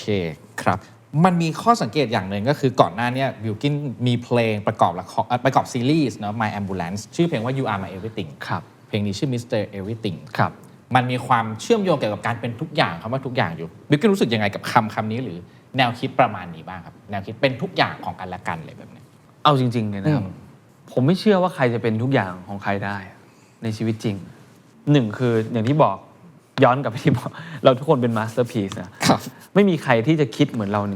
100%ถึงแม้เราจะรู้สึกว่าโอ้ยคนนี้คิดเหมือนเราเห็นใจแล้วว่าอยู่กันมา10 ปีผมเชื่อมันจะมีอะไรบางอย่างที่เราคิดไม่เหมือนกันเราเห็นไม่เหมือนกันเราชอบไม่เหมือนกันแล้วผมรู้สึกว่าไม่ใช่ทุกอย่างที่เราจะให้คนอื่นแก้ปัญหาให้เราได้ถึงแม้ว่าเราจะต้องไปไหว้วานให้เขามาแก้ปัญหาให้เราสุดท้ายเนี่ยเราก็กำลังแก้ปัญหาของเราอยู่ดีอะไรเงี้ยผมรู้สึกว่าไม่มีใครแก้ปัญหาให้เราได้ทุกอย่างหรอกสุดท้ายแล้วชีวิตของเราหมายความว่าอยู่จะไปซ้ายหรืออยู่จะไปขวาอยู่จะเป็น1หรืออยู่จะเป็น2อยู่จะเป็นอะไรอ่ะไม่มีใครเลือกได้หรอกครับเพราะไม่มีใครรู้สึกเหมือนเรา 100% ไม่มีใครรู้จักเราดี 100% เพราะฉะนั้นจะไม่มีใครรู้จริงๆว่าเราเลือกจะทำอะไรเราอยากจะเป็นอะไรอยากจะทำอะไรมันไม่มีใครเป็นทุกอย่างของใครได้หมายถึงว่าสุดท้ายแล้วมันจะต้องมีมุมบางมุมที่เราจะต้องจัดการกับมันเองแก้ไขมันเองแล้วก็เดินไปด้วยตัวเองโอเคเราไม่สามารถเป็นทุกอย่างให้ใครได้แล้วก็ไม่มีใครสามารถเป็นทุกอย่างให้เราได้แต่ในขณะเดียวกันเราสามารถหรือเราควรที่จะเป็นอะไรให้กันและกันได้บ้างครับในมุมของบิลกินผมรู้สึกว่าเราทุกคนเลยนะหมายถึงว่าในไม่จำเป็นว่าจะต้องเป็นเพื่อนเลยผมรู้สึกว่าเราเป็นซัพพอร์เตอร์ด้วยกันที่ดีอย่างที่ผมบอกว่าเราทุกคนไม่เหมือนกันเราทุกคนไม่เหมือนกันครับเราจะไม่บังคับให้เขาเป็นอย่างที่เราคิดอย่างที่เราอยากจะทำอย่างที่เรารู้สึกแต่ไม่ได้แปลว่าเราจะไม่สอนไม่แชร์หรือว่าไม่จูน attitude กันนะ brainstorm กันแต่หมายถึงว่าเราจะไม่ฟอร์สให้ใครคิดเหมือนใครเขาสุดท้ายแล้วเราแชร์ attitude เขาไม่บายก็โอเคไม่เป็นไรอยู่ก็แต่หมายถึงว่าสุดท้ายแล้วเราต้อง support กันและกันให้ทุกคนเป็นตัวเองได้อย่างมีความสุขแล้วก็เป็นตัวเองได้อย่างแฮปปี้แล้วก็สุดท้ายแล้วมันก็จะ lead ไปสู่ความภูมิใจในการที่เขาได้เป็นในสิ่งที่เขาคิดสิ่งที่เขาอยากจะเป็นจริงๆโอเคช่วงสุดท้ายของรายการครับกินมันจะไม่มีภาพแล้วแต่ว่าเราจะให้บิลกินจินตนาการภาพขึ้นมาภาพหนึ่งมันอาจจะเป็นภาพที่มีความหมายกับเรามากๆเราอยากให้มันเกิดขึ้นแล้วถ้ามันเกิดขึ้นเราจะถ่ายภาพนั้นเอาไว้เขียนแคปชั่นโพสต์ลง Instagram เพื่อให้คนมาดูภาพที่อยากให้เกิดขึ้นมากที่สุดในแง่ส่วนตัวของตัวเองภาพที่เราอยากให้มันเกิดขึ้นแล้วเราจะถ่ายรูปมันไว้ใช่ครับในนั้นจะมีอะไรอยู่ในนั้นบ้างเขียนแคปชั่นว่าอะไรมีผมยืนยิ้มอยู่ตรงกลางเป็นช่วงเวลาที่ผมใกล้จะตายแล้วแล้วก็มีคนรอบตัวที่เราเคยผ่านประสบการณ์กันมากมายรายล้อมอยู่คนที่ยังอยู่นะครับคนตายแล้วก็ไม่ต้องบังคับเขาขึ้นมานะเขาว่าจะมารอเราไง ถ่ายภาพยิ้มแล้วก็เขียนแคปชั่นว่าไม่เสียดายอะไรแล้วชีวิตนี้เราเต็มที่กับชีวิตเรามาเต็มที่แล้วโอเคเป็นคนคิดถึงเรื่องความตายบ่อยไหมครับณปัจจุบันไม่คิดเลยครับผมไม่รู้เลยว่าผมไม่คิดว่าผมจะตายเมื่อไหร่ผมเต็มที่ทุกเวลาโอเคเพราะฉะนั้นมันเลยนำไปสู่ภาพสุดท้ายที่เราบอกว่าเราจะเขียนแคปชั่นได้ว่าเราไม่เสียดายผมรู้สึกว่าถ้าผมแบบผมไม่อยากเสียดายโมเมนต์ไหนในชีวิตผมเต็มที่ทุกครั้งทุกอย่างที่เราทำเลยโอเคครับของบิลกินเราขออีกภาพหนึ่งเพราะว่าจริงๆเราข้ามช่วงนี้ไปเพราะเวลามันหมดให้ลองดูภาพเหล่านี้นะครับมันกลับไปที่ BKPP อีกครั้งหนึ่งนะฮะลองดูภาพเหล่านี้มันเป็นภาพเซตปัจจุบันขึ้นมาหน่อยหลังจากที่เรารีแคปกันไปนะครับลองดูภาพเหล่านี้บางรูปก็อ้วนบางรูปก็ผอม เป็นช่วงเวลาของการกินแล้วลองจินตนาการมันขึ้นมาอีกหนึ่งภาพครับแต่ว่าเป็นภาพเนี้ยจะมีเราสองคนอยู่ด้วยกันมันจะเป็นภาพแบบไหนอยู่ที่ไหนและเขียนแคปชั่นว่าอะไรครับผมกับพีพีตอนที่เรารีไทร์แล้วครับแล้วก็มานั่งคุยกันถึงช่วงเวลาเก่าๆอะไรเงี้ยนั่งอยู่ที่ไหนคุยกันที่ไหนน่าจะนั่งสำหรับผมน่าจะนั่งกินกาแฟอยู่ที่ริมแม่น้ำอะไรเงี้ยริมคลองริมน้ำครับโอเคอยู่ในศาลาอะไรเงี้ยริมแม่น้ำแบบมันดูรีไทร์ดีมันดูเป็นมูดของคนรีไทร์ดีโอเคแบบใช้ชีวิตแบบ slow life อะไรเงี้ยนั่งคุยกันเลยผมว่าอย่างย้อนไปตอบจริงๆเหมือนว่าเรื่อง My Ambulance อะไรเงี้ยเราไม่ได้คุยกันเพราะชีวิตเรากำลังเดินแบบอย่างรวดเร็วแต่หมายถึงว่าผมว่าวันนึงที่เราหยุดสิ่งข้างหลังนี่แหละจะเป็นสิ่งที่เรายกกลับมาคุยกันโหยังมีความสุขเลยเนาะโอเคเขียนแคปชั่นว่าอะไรดีครับ Good old days ครับ good old days โอเค รอให้ภาพเหล่านั้นเกิดขึ้นนะครับผมขอบคุณมากนะครับ ขอบคุณมากครับพี่กวาง ขอบคุณครับ